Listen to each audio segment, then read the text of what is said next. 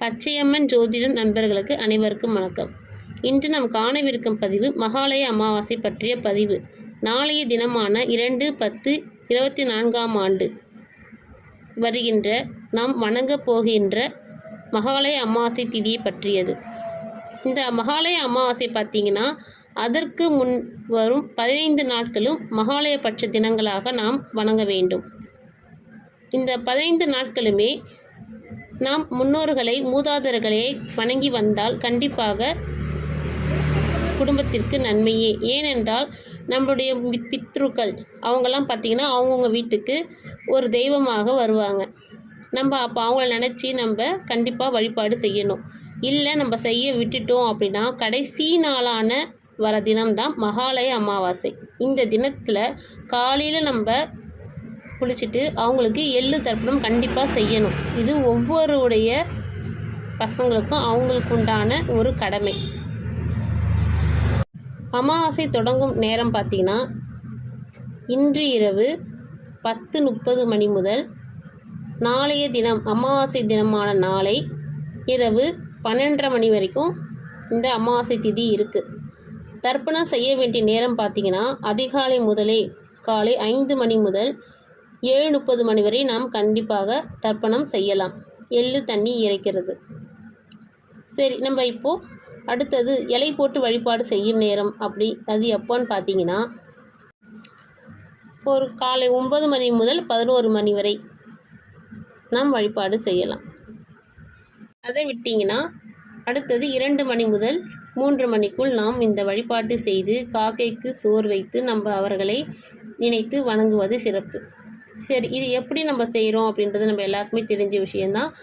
அவங்களுக்கு நம்ம துணி வைத்து படைத்து அவங்களுக்கு பிடிச்சதை செய்கிறோம். அப்படின்றத பார்க்கும் பொழுது அவங்களுக்கு பிடிச்சதை செய்கிறோன்னா இப்போ நம்ம அப்பா அம்மாவுக்கு என்ன பிடிக்குன்றது நமக்கு தெரியும். அவங்களுக்கு பிடிச்சதை செய்வீங்க. அப்போது அவங்களுக்கும் முன்னாடி இருக்கிற முன்னோர்களுக்கு என்ன பிடிக்கும் நமக்கு தெரியாது. அப்போது நம்ம பொதுவாக முக்கியமாக இந்த வடை பாயாசம்ன்றது ரொம்ப ரொம்ப முக்கியம்.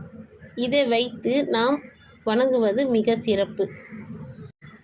சரி, இப்போ நம்ம வணங்கிட்டோம். அடுத்தது என்னதுன்னு பார்த்தீங்கன்னா இந்த மகாலய அமாவாசை தினத்தில் எல்லோருமே இந்த தர்ப்பணம் கொடுக்குறவங்க மட்டும் இல்லை, எல்லோருமே என்ன செய்யலான்னு பார்த்தீங்கன்னா உங்கள் சந்ததியருக்கு உங்கள் குடும்பத்துக்கு எல்லாருக்குமே நல்லது நடக்கணும், அவங்களுடைய பாவங்கள் கர்மாக்கள் கழியணும்னா அதுக்கு ஒரே ஒரு விஷயம் என்ன பண்ணால் மகாலய பட்சத்தில் அதாவது அமாவாசைக்கு முன்னாடி வரும் 15 தினங்கள் நம்ம ஏதோ ஒரு அன்னதானம் செய்ய வேண்டும்.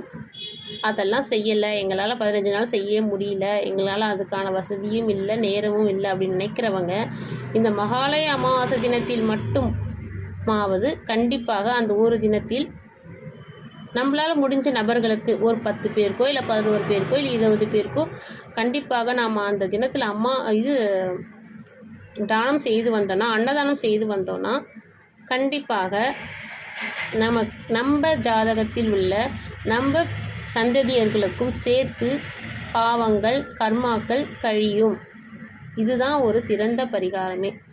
நம்ம எதிர்பார்த்து செய்யக்கூடாது. நம்ம செஞ்சிட்டோம் நம்ம பாவம் கழிஞ்சிச்சுன்னு அப்படிலாம் நினைக்காதீங்க. இது வருடம் கண்டிப்பாக நீங்கள் புண்ணியமே செய்திருக்கிறார்கள் என்றாலும் கூட அனைவருமே செய்ய வேண்டும்.